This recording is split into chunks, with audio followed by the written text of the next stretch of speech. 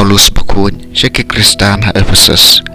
kalenong ngabasaw kadkot lai puar kalnong basan kadkot nengkong hanu papra ku para tolong kibas bon mar kaliang kibas ngaulam kibaya map uwaya pan tek kumbau bleu lamap epi hau Kris namar kata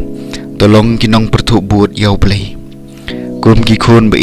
jong u patoya hakajing kumbau Kris la yangi barula IT yaladi na kabanta jungi kum kajing terwa basing ubi bat kajing kenya hau blei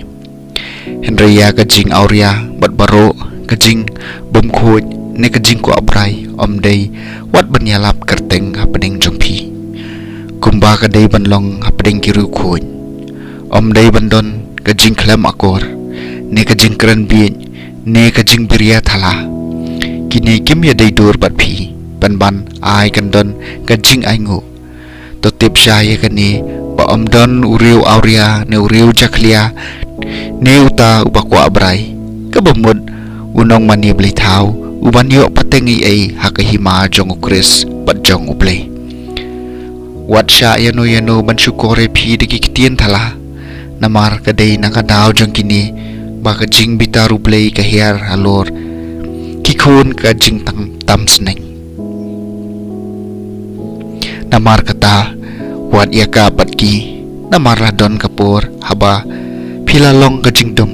Henry menta pilong kajing syai hau trai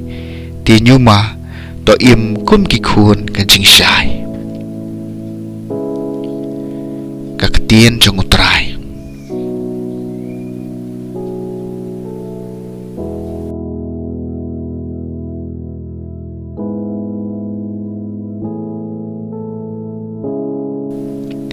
kajing puli naga gospel bakut kat kum ulukas kalenong kabakat lai kadakot shipo hadu bakat nyaw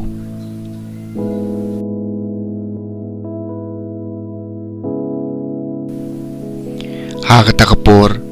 ujisu lahikai hakaway nakisinakog hakasngi saban baladon hang ta kaway kakantay kabaladon yaw mensiem kajing pangkrew jin kat prasnam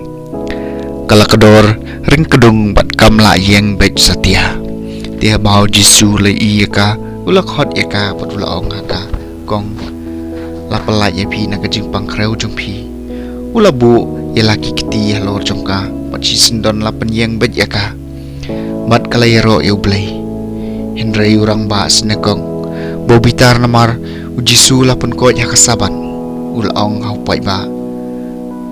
Don Henry usni haki badai bantrei ban kata tiawan haki tugisni ban sya ban kot Henry omdei hakasngi saban tiu trai la jawab eu ko arsam